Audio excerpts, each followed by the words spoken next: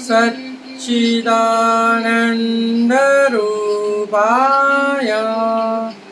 विश्वोपत्यादिहेतवे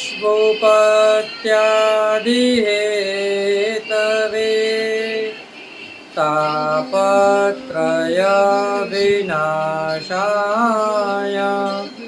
श्रीकृष्णाय वयं नमः। श्रीकृष्णाय वयं नमः। श्रीकृष्णाय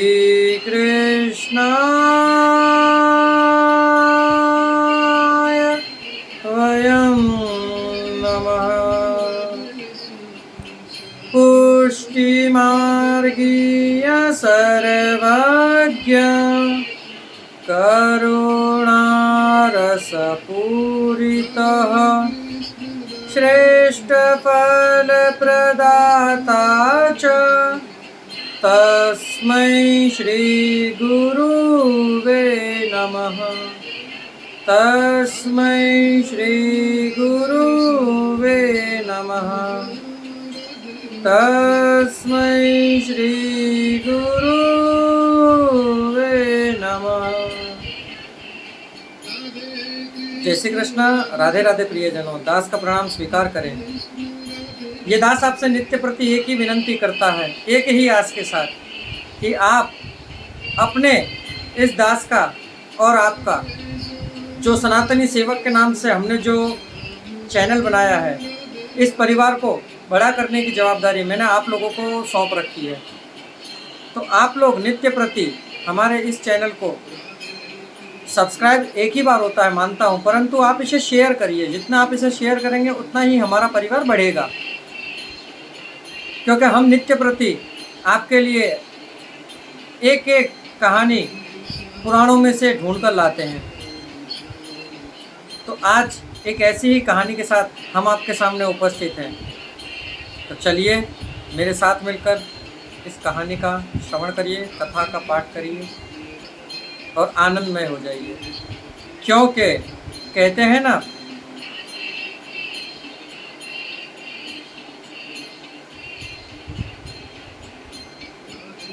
कृष्ण कृपा जब किसी पर होती है तब ऐसी होती है, ऐसी होती है।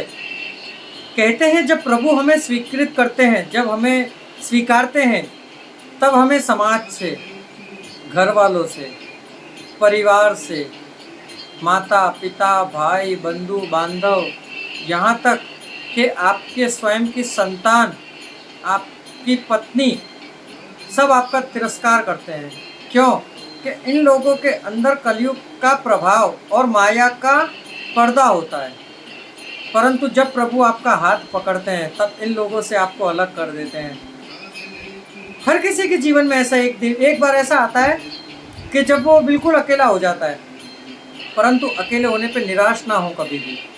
ये याद रखें कि जब आप अकेले हो तब कोई है जो जिसने आपका हाथ थामा है, वो कोई और नहीं अपितु परिपूर्ण ब्रह्म साक्षात परमात्मा है जिन्होंने आपको पकड़ा है। तो चलिए आज की कथा करते हैं। राणा व्यास साचोरा ब्राह्मण, जिनकी कथा आज हम और आप श्रवण करेंगे। ये राणा व्यास बहुत महाप्रभु जी के ऐसे कृपा पात्र सेवक थे और ऐसे कृपा पात्र वैष्णव थे, तो जिनके अंदर इतना सामर्थ्य था कि जो स्वयं दूसरों को ब्रह्म संबंध तो नहीं, परंतु हाँ नाम निवेदन करा देते थे। राणा व्यास को राणा व्यास और जगन्नाथ जोशी ये एक साथ ही रहते थे गोधरा में। तब इनको किसी देसाई की स्त्री के संग प्रीत हो गई। धीरे धीरे ये बात राजा तक पहुंची। तो राजा के सैनिक, पहले समय में ना हाकिम हुआ करते थे, राजा और हाकिम। तो वो हाकिम के सैनिक इस राणा व्यास को मारने के लिए घूम रहे थे, क्योंकि ये कार्य अच्छा नहीं था। परंतु कोई जानता क्या है कि ये कार्य अच्छा है कि नहीं है। क्योंकि हम आपने और हमने तो अभी इतना ही सुना, अब आपको भी यही लग रहा होगा कि हाँ, कि कुछ किया होगा राणा व्यास जी ने। नहीं, राणा व्यास जी ने कुछ नहीं किया था। तो चलिए मैं आपको बताता हूँ तो असली बात क्या है। तो राणा व्यास जी को इस स्त्री का संग हो गया। अब जब संग हुआ तो जगन्नाथ जोशी ने राणा व्यास और इस स्त्री को उस गांव में से रातों रात निकालकर दूसरे गांव में भेज दिया। अब हाकिम के सैनिक जब ढूंढने आए तब जगन्नाथ जोशी बोले कि वो तो यहाँ है नहीं, परंतु आपके हाकिम का क्रोध शांत करना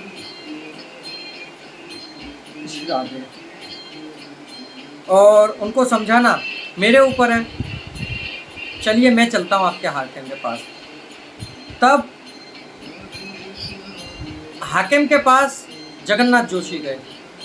तो उन्होंने बोला कि आप मेरी बात सुनिए। हाकिम पहले अपने अपने लग रहे थे कि तुम्हारे इसने राणा व्यास ने ऐसा किया, इस स्त्री का दुष्संग किया, उसके संग ये किया। उन्होंने कहा एक बार आप मेरी बात सुनिए, फिर यदि आपको ऐसा लगे तो आप जो सज़ा देंगे वो उचित होगी। उन्होंने कही राणा व्यास तो यहाँ है नहीं, अब यदि आपको जो कोई सज़ा देनी हो तो वो मुझे दे सकते हैं। उन्होंने कही कि सज़ा देने से पहले मैं एक बात कहना चाहूँगा कि यदि राणा व्यास जी ने कोई गलती करी है, कोई अपराध करा है, कोई अधर्म करा है, तो जो आप सज़ा देंगे वो सार्थक हो जाएगी। हाकिम ने भी सज़ा कोई ऐसी वैसी नहीं दी थी। आप और हम जानते हैं बड़द गाड़ी यानी कि बैलगाड़ी जिसको हम कहते हैं, उस बैलगाड़ी का जो पहिया होता है, उस पहिए को अलग से निकलवा कर और उसमें आग लगा दो। हाकिम ने अपने सैनिकों को आज्ञा दी कि उसमें आग लगा दो। अब आग लगाने के बाद उसको जगन्नाथ जोशी के गले में डाल दो। यदि ये गलत होगा, इन्होंने पाप किए होंगे, इनके मित्र ने, राणा व्यास जी ने, तो ये जलकर भस्म हो जाएंगे। परंतु ऐसा हो तब ना। जगन्नाथ जोशी शांतिपूर्वक गए, स्नान किया, अपरस की और श्री वल्लभ श्री वल्लभ श्री वल्लभ श्री वल्लभ का जप चालू। वो पहिया उठाकर और सैनिकों ने सड़ासियों से बड़ी बड़ी से और जगन्नाथ जोशी के गले में डाल दिया।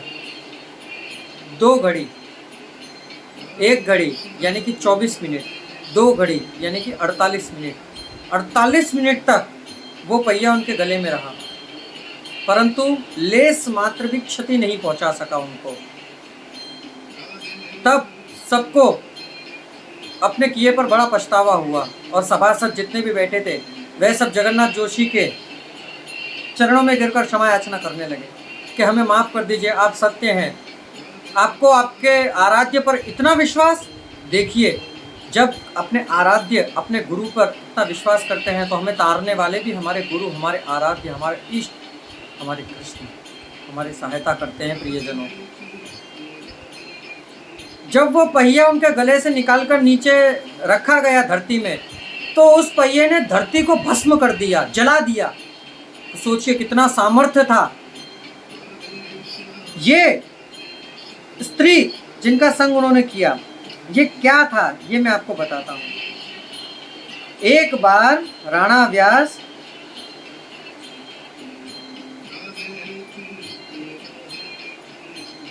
माधवदास सारस्वत के पास से नाम पमाया, जो महाप्रभु जी के सेवक हुए। एक दिन सरस्वती नदी में स्नान करते हुए एक राजपुतानी अपने पति का मर्दा यानी कि उनकी चिता, उस पर सती होने जा रही थी। तो राणा व्यास ने जगन्नाथ जोशी से पूछा कि ये सती क्यों हो रही है, इसका क्या कारण है। उन्होंने सिर्फ अपना सर हिलाया। उन्होंने ये बताया कि ये प्रेत के साथ खुद का देह जलाना चाहती है। तब राणा व्यास ने कही, सती ने सुन लिया, सती कुछ बोली नहीं। तो सती अगले दिन राणा व्यास जी के पास आई और उनसे आकर पूछी कि जब मैं कल सती हो रही थी तब आपने सिर्फ ऐसे सर हिलाया, उससे कुछ, मैं जली नहीं, मैं सती नहीं हुई, इसका कारण क्या। उसने बहुत पूछा तब उन्होंने कही कि अपने देह को नष्ट करना प्रभु इच्छा विरुद्ध है, यानी कि तुम अपनी इच्छा से अपना देह त्याग नहीं कर सकती हो। तो बोलिए अब इस देह का मैं क्या करूं? तो क्या भगवत इच्छा, भगवत सेवा में लगाओ। अब उन्हें प्रभु के प्रति भाव जगा। ये स्त्री वही स्त्री थी जिनका भाव जगा तो वह नित्य प्रति गांव वालों ने उनकी एक कुटिया बाहर बना दी और वह गांव से बाहर रहने लगी। राणा व्यास ने कही कि अभी तुम जाओ, तुम्हारे सूतक हैं, जब तुम्हारे सूतक उतरेंगे तब तुम आना। सूतक उतरा, वह स्त्री आई। एक समय राणा व्यास जी स्नान करने पधारे थे।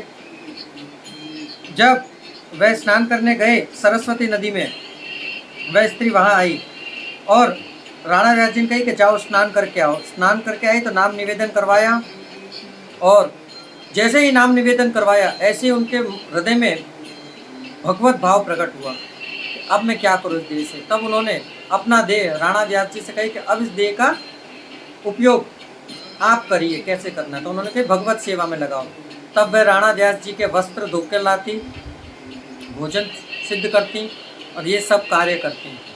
तो प्रियजनों, एक प्रभु के ऊपर विश्वास रखने से, इस कहानी से हमें ये सीख मिलती है कि प्रभु के ऊपर विश्वास रखने से, अपने गुरु के ऊपर सच्ची निष्ठा रखने से हमें गुरु आशीर्वाद और प्रभु कृपा ही बचाती है। कहीं भी हम संकट में पड़े, अपने धर्म से ना फिरें। यदि आप धर्म पर हो तो गुरु कृपा ही केवलम, गुरु की कृपा और गुरु का आशीर्वाद आपकी रक्षा सदैव करता है। इसलिए गुरु के ऊपर विश्वास दृढ़ता से बनाए रखें और भगवत सेवा में अपने इस तन मन को सौंप दीजिए। प्रियजनों, दास को आज्ञा दीजिए। कल फिर एक नई कथा के साथ आपसे मुलाकात होगी। जय श्री कृष्ण, राधे राधे।